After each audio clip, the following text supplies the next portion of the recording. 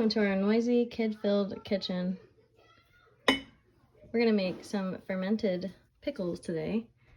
With pickles. So that's 2 to 3 tablespoons of dried dill weed. And we have some of this dill that we got from the farmer's market. The dried while waiting for us to use it, but will still work nicely.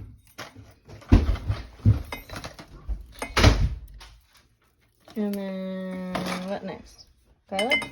Alright, so we can put some garlic cloves in there, and I'm gonna put in some Korean red pepper flakes. So this is one I got at Meijer's, but honestly, if you're gonna use this regularly, Asian markets, you can get a pound of it for really cheap. And they're not too spicy, they're like kind of sweet and smoky. And they add a nice flavor to ferments.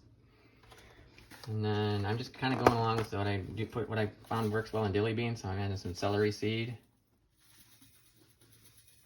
All these are from the Amish market, right? Yeah. From the Amish store here or Bloomingdale? Some of them are from Bloomingdale, some of them are from Fremont. So I've had Bloomingdale ones I've had for a while because I haven't been to Denton until we went in April. I haven't been there in a few years.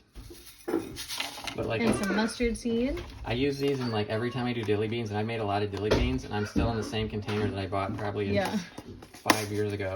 Or that might be the one that I brought. That's from like years no, this is too. This is definitely one I had because I remember that I've been constantly using that one. And now more garlic. More garlic. More garlic. Because we want to make sure that no vampires are getting us, obviously. Although I'll kind of layer some in so that way we can get to some sooner. And now the pickles. And pickles from the local farmer's market.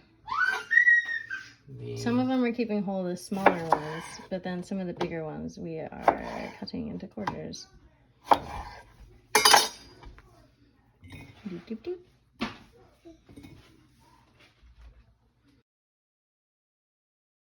I forgot, we harvested some grape leaves, which Aurora is going to go redistribute.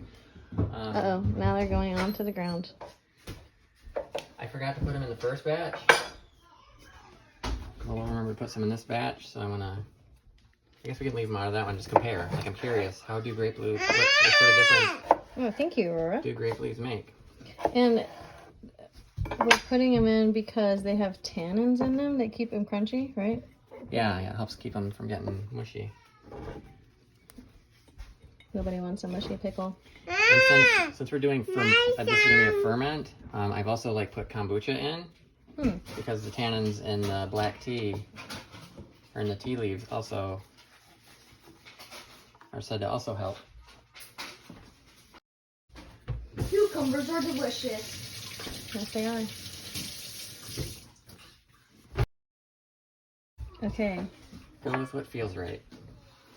I think we need some more garlic. Zoop, zoop, zoop, zoop. I don't think there's ever a time when we don't need more garlic. Yeah, I think you're right. Like, honestly, I think there's too many cucumbers in this fermented garlic. Too bad they take so long to peel, though. Zoop, zoop, zoop, zoop. So we've done a smashing of the garlic trick. The garlic roller that's supposed to peel them. Someone a couple days ago showed me you put them in a bowl and then you put another bowl on top and shake them. I have yet to find anything that actually makes peeling garlic simpler. So if anybody's got any tricks other than those ones. Happy toddler. Doop, doop, doop. Okay, and now for the brine. Oh, hang on. Well, we can fit a couple more in there. We can obviously fit more garlic in there. There's no more garlic peeled. Oh, it's right here. Hiding. It wanted to be on top so that when we opened it, Mommy, we can try the garlic first. cut. Oh, you want that part cut off? Yeah. Okay, just a moment.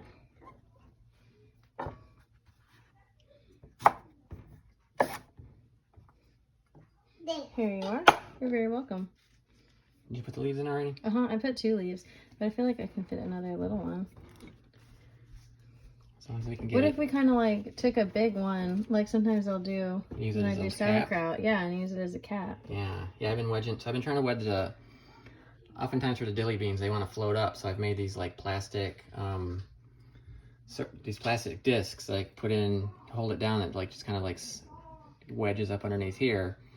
But not a huge fan of plastic in food. So in this, these are big enough that I'm just wedging some cucumbers up underneath the shoulder of the jar to hopefully keep them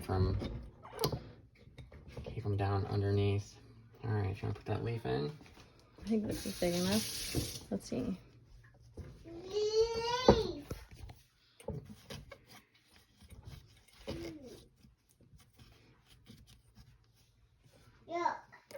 All right. Oh, wait, there's a corner here. And the last little bit of brine. The first jar, so I'm doing a 5% brine, which is 3 tablespoons of salt, and I like to use the pink Himalayan salt, and a quart of water. I'm doing a little bit the higher end of the brine because of the water content in the pickles, but when I do dilly beans, I usually use a 3%, which is 2 tablespoons and a quart of water. Now, I've always done it with warm water, but our water heater's broken. Do you have to do it with warm water? I'm guessing it's fine with cold. I've never done it with warm water. Huh. That's where the stirring comes in. You just like, I put it in the water and then stir it for a while. And with the pink, I'm fine with the pink Himalayan salt because there are other minerals other than sodium in it. It doesn't all dissolve anyway, so there's like always like a little bit of I find that too. residue at the bottom. So what I tend to do is like I'll shake it up before I pour it in, just to make sure that the right amount of salt ends up in.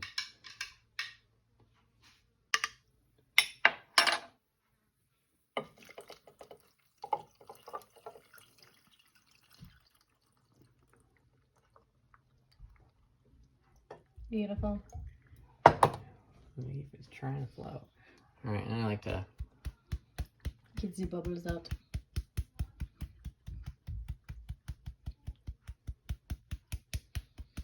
Oh, so excited to eat all of you. I am pregnant and will probably eat this whole jar in like 2 days. if she can find it. Hide the Better not pickle. hide it from me. Alright, and then I've got these fun little jar nipples. The one-way valve, so it lets the CO2 out, but it's supposed to not let air back in.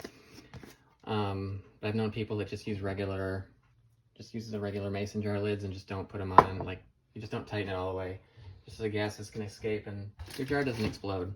You don't have to burp them when you do that, right? Yeah, when you do this, you don't have to burp them.